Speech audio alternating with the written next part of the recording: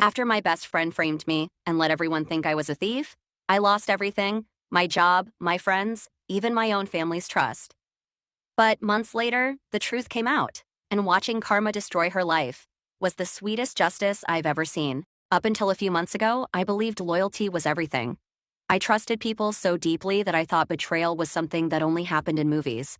I never imagined my best friend, the girl I shared every secret, every dream, every heartbreak with, would be the one to destroy my life. Her name was Lena. We'd known each other since middle school. She was the wild one, spontaneous, funny, always in the center of attention. I was the quiet one, more cautious, the responsible friend. Together, we balanced each other out, or so I thought. When we graduated high school, we both got part-time jobs at a trendy boutique downtown called Marceline's. It was a dream job for two girls obsessed with fashion designer clothes, fancy customers, soft jazz playing in the background. Lena loved the attention. I loved the discounts. We were inseparable, even at work. But everything changed one Friday afternoon. That morning, the store was buzzing. A new shipment of luxury handbags had arrived, worth thousands of euros each. Our boss, Miss Harris, was in one of her strict moods, reminding everyone to stay alert. "One mistake, one missing item, and it's your job on the line," she said, eyeing us one by one. Lena winked at me as if to say, "Relax, she's just dramatic." I wish I had known what was about to happen. Around noon, a regular customer came in, Mrs. Stein, a rich woman known for buying too much and returning half of it. I helped her pick out a few scarves while Lena handled the payment counter. Everything seemed normal until I noticed Lena's nervous glances at the display behind her where the new handbags were. After closing, Miss Harris did her usual end-of-day check. She counted the items, checked receipts, locked the storage. But suddenly, her sharp voice echoed through the store. "One bag is missing." Everyone froze. My heart skipped a beat. "Maybe it was misplaced," I offered, trying to stay calm. But Miss Harris's eyes narrowed. "No, I did the stock myself this morning." Then she turned to me and Lena. "You two closed the register, right?" Lena nodded quickly. "Yes, but I think Vicky was near the display last." My stomach dropped. "What? That's not true." Her tone was casual, but her words hit like a knife. Miss Harris's face hardened. "Vicky, I'll need you to open your bag." I froze. My hands were trembling as I placed my tote on the counter. Inside, wallet, makeup bag, keys, and then to my horror, a small golden clutch with the Marceline tag still attached. I gasped, "That's not mine." But Miss Harris didn't even blink. "Security will handle this." Lena just stood there, pretending to look shocked. She whispered, "Vicky, why would you—" That whisper, that fake sympathy, broke something inside me. An hour later, I was sitting in the police station, my heart pounding so loudly I could barely hear what the officer was saying. Theft, suspension, possible charges. I kept repeating, "I didn't do it," but even I could hear how weak it sounded. When I finally got home, I collapsed onto my bed and cried until my throat hurt. My parents didn't know what to say. They believed me, but the damage was already done. I texted Lena, desperate for answers. "Vicky, you set me up, didn't you?" "Lena, what are you talking about? I was as shocked as you." "Vicky, that bag wasn't mine." "Lena, maybe someone else put it there. Stop blaming me." I stared at the screen, shaking. I wanted to scream, but I said nothing. That night, I couldn't sleep. My mind kept replaying the moment Miss Harris pulled out that clutch, the exact model Lena had been obsessing over earlier that week. The next day, I went back to the boutique to talk to Miss Harris, but she wouldn't even let me inside. "You'll hear from our lawyers," she said coldly. Lena was inside, behind the counter, wearing a sympathetic smile for customers, as if nothing had happened. I knew I had to prove my innocence somehow. So I started digging. First, I contacted Jason, the security guard who worked the late shift. He hesitated, but eventually agreed to meet me. Over coffee, he whispered, "The camera above the register stopped working 2 days before the theft." "Stopped working, or was turned off?" I asked. He looked uncomfortable. "Ask Lena, she was the one who said it was glitching." That was all I needed. The next morning, I went to the store early and waited across the street. When Lena arrived, she was on the phone, laughing.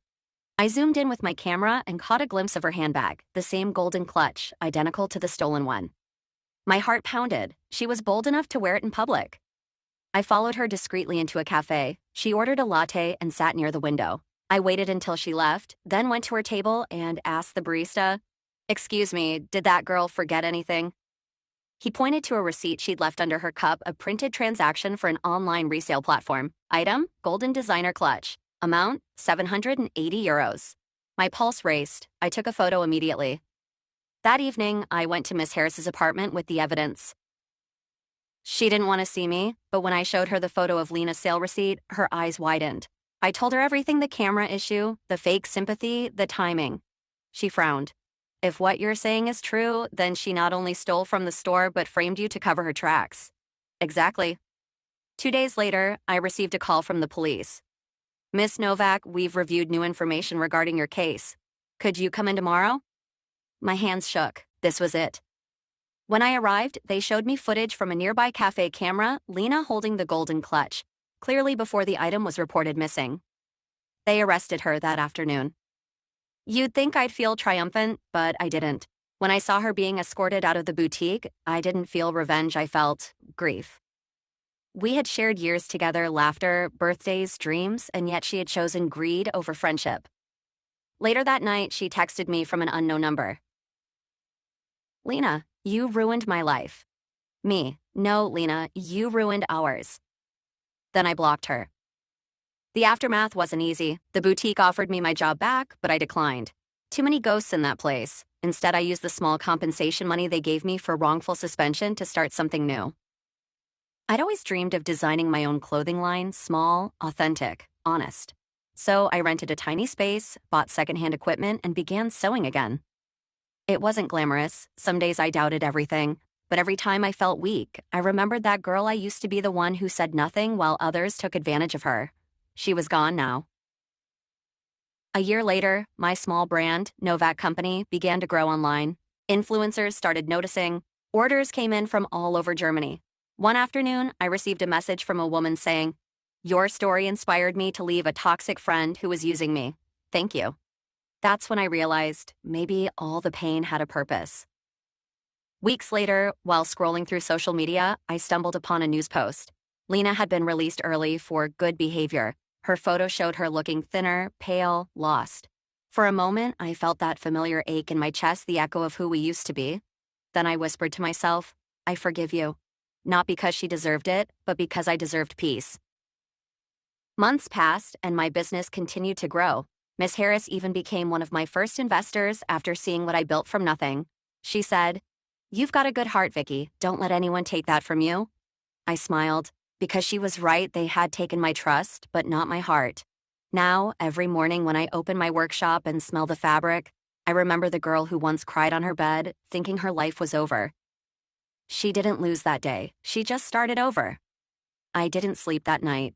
Every time I closed my eyes, I saw flashing police lights and Mia's face twisted in fake innocence.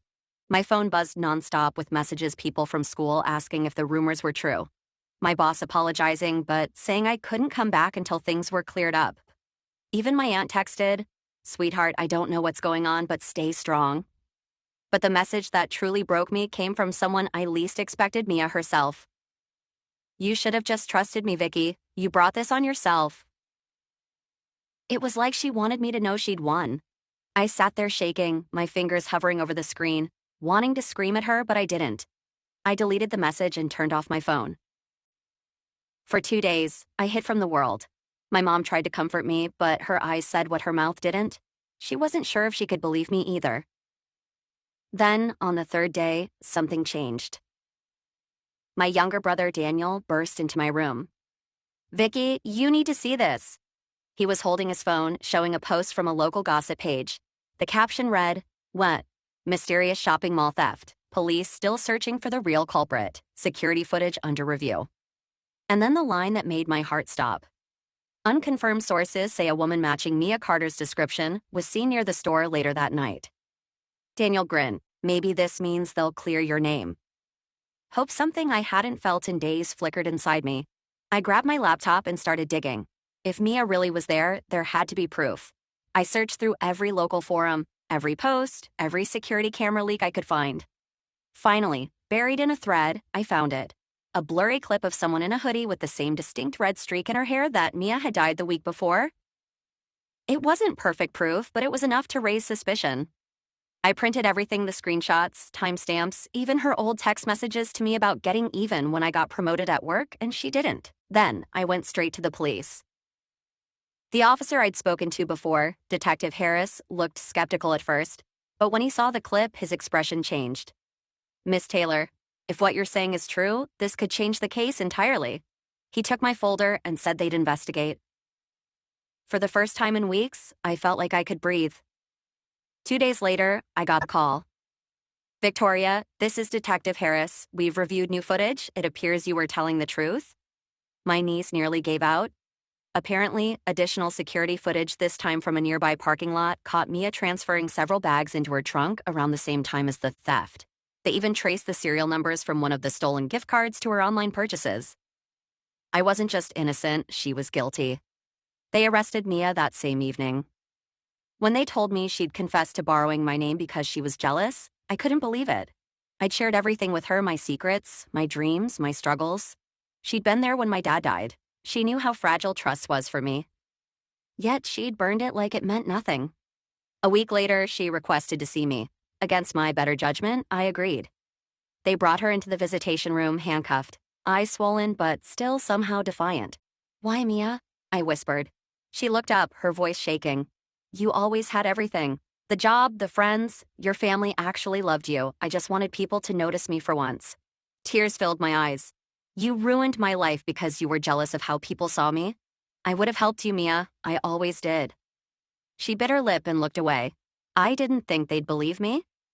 But they did, I said softly, because I trusted you more than I trusted myself. I stood up. "I forgive you, but I'll never forget." She didn't look up again. Clearing my name wasn't as simple as an apology. My reputation had been shredded online. Some people still whispered when I walked by, but others, especially those who'd turned their backs, began reaching out again. My boss offered me my job back, but I declined. I didn't want to return to the same place that believed the worst about me so quickly. Instead, I applied for an internship in digital forensics, the very field that helped prove my innocence. When I told Detective Harris, he smiled. "You'll make a great investigator, Victoria. You've already got the instincts." That compliment meant everything. A few weeks later, I got a letter from Mia. She was serving 6 months for fraud and false reporting. I almost threw it away, but curiosity won. "Vicky, I don't expect you to forgive me again. I just wanted to say I'm sorry. Being here made me realize what I lost, not just my freedom, but you. You were the only real friend I ever had. I hope someday you'll find it in your heart to remember me not as the girl who betrayed you, but as the girl who was broken and didn't know how to ask for help." I folded the letter carefully and tucked it into my journal. Not because I wanted to remember the pain, but because it reminded me how far I'd come. 1 year later, life moved on, but differently. I was interning with a small investigative team studying evidence analysis in digital tracing. The first case they let me help with, you guessed it, a theft. When we cracked it, my supervisor said, "You've got a gift for this, Victoria." That night, as I walked home, I passed by the cafe where Mia and I used to sit for hours, laughing about silly things. For the first time, I didn't feel bitterness, just gratitude. Sometimes betrayal breaks you, but sometimes it builds you into something stronger. Months later, I got a call from Mia's mother. "She's out now. She wanted me to thank you, said she's in therapy and trying to make things right." I didn't know what to say, so I just whispered, "Tell her I wish her peace." After I hung up, I looked at the city lights from my apartment balcony, the same skyline that once felt cold and cruel. Now it glowed softly, like forgiveness. I smiled. Because no matter how deep the betrayal, I learned something powerful. Your worth isn't defined by who betrays you, it's revealed by how you rise afterward.